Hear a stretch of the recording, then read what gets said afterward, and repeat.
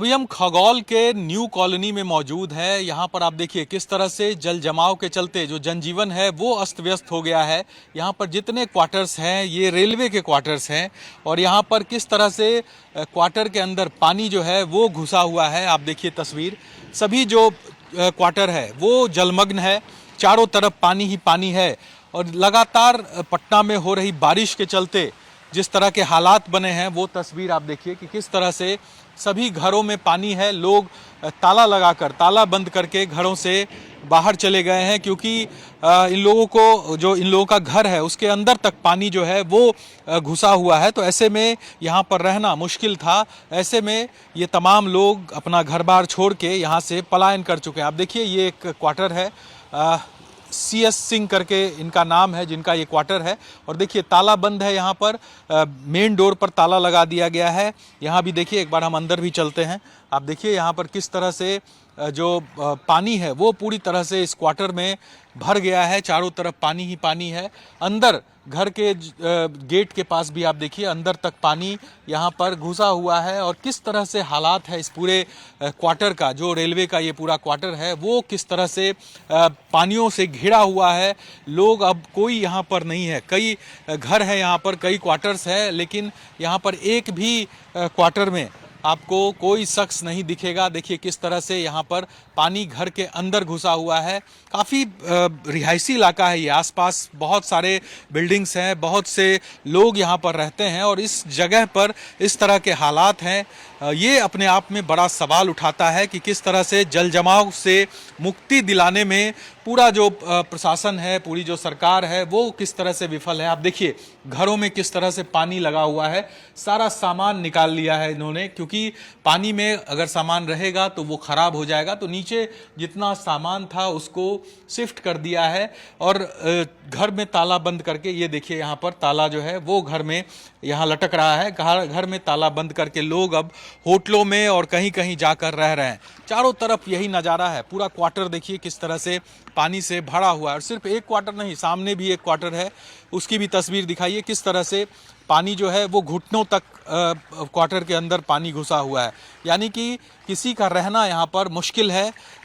यहाँ पर जिस तरह का जल जमाव देखने को मिल रहा है और बड़ा सवाल है कि आखिर शहर के अंदर, पटना शहर के अंदर इस तरह के हालात हैं कि लोगों को अपने घरों से बारिश के चलते अगर पलायन करना पड़े तो ये बड़ा सवाल उठता है कि आखिर प्रशासन जो दावे करता है कि कभी भी जल जमाव की स्थिति नहीं होगी, तो आखिर वो दावे कहाँ पर जाकर ठहरते हैं। आप देखिए यहाँ भी एक आबादी नहीं है, कोई लोग यहाँ पर नहीं है जिससे हम पूछ भी सके क्योंकि सब ने अपने घरों में ताले लगा दिए हैं। ताला लगाकर ये लोग यहाँ से पलायन कर चुके हैं। घरों में देखिए आप, जो सुनसान है पूरा ये घर है। आप देखिए ये भी पानी है, जलमग्न है। ये भी इस तरफ दिखाइए, ये एक क्वार्टर इधर दिखाइए, ये क्वार्टर देखिए, ये भी यहाँ पर ताला बंद है। घर के जो सदस्य हैं वो यहाँ से जा चुके हैं। यानी कि स्थिति जो है वो भयावह है। हर जगह हालात जो है वो किस तरह के हैं। एक बार फिर इस क्वार्टर के अंदर भी चलते हैं, देखते हैं कोई शख्स अगर अंदर मौजूद हो तो हम उनसे बात करें कि आखिर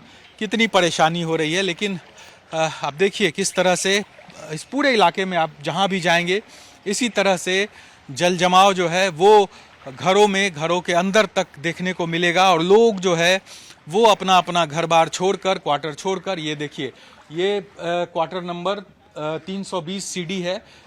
यहाँ पर देखिए यहाँ भी एक ताला लटक रहा है।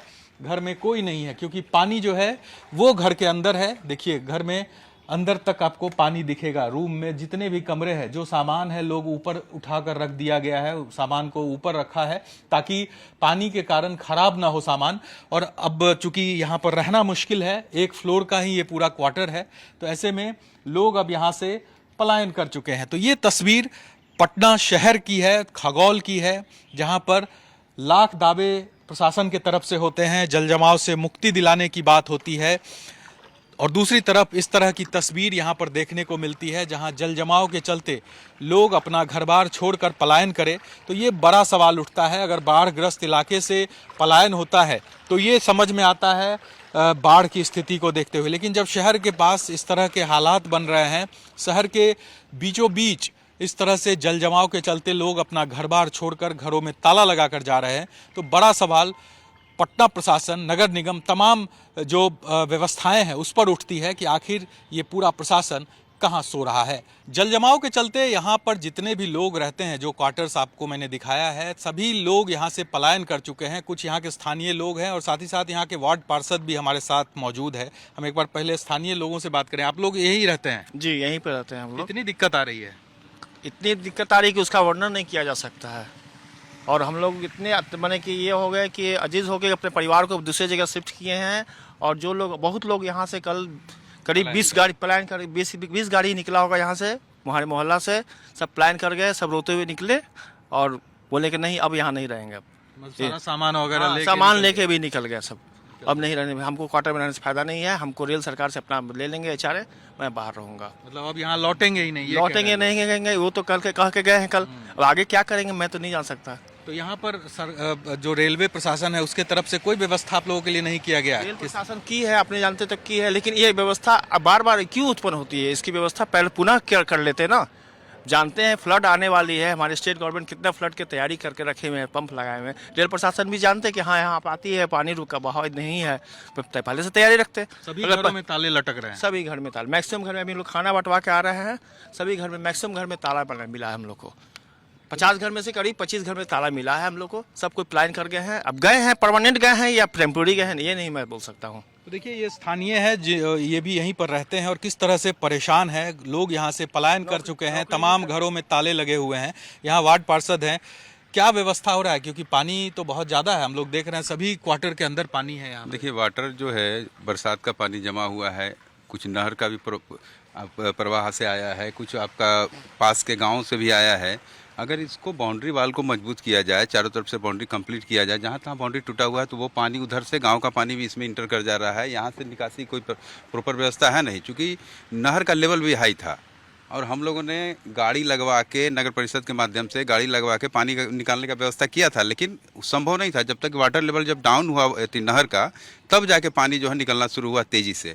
अभी लेवल कम हुआ है, लेकिन अभी 5 दिन तक बारिश होने की मौसम विभाग ने भविष्यवाणी की है कि 5 दिन तक और बारिश होगी। अब तो समस्या और उत्पन्न हो जाएगी, गंभीर हो जाएगी। यहाँ तो सब चले गए घर में, आधा से ज़्यादा लोग यहाँ से घर छोड़ के चले गए हैं।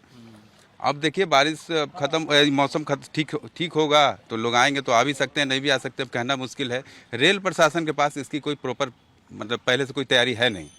अगर उन्होंने तैयारी की हुई होती तो ये समस्या आती ही नहीं।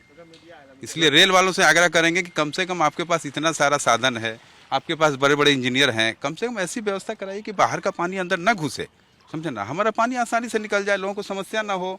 अब बताइए, पानी में कैसे लोग खाना खाएंगे, कैसे खाना बनाएंगे, शौच कैसे जाएंगे? बच्चे स्कूल नहीं जा रहे थे, अब जो है भय था, सांप बिच्छू भी घुस रहे हैं। बताइए, पटना के अंदर शहर में इस तरह शहर का ये हालत है। बताइए, दानापुर स्टेशन से 1 किलोमीटर, जो कि दानापुर स्टेशन से मुश्किल से 1 किलोमीटर की दूरी है।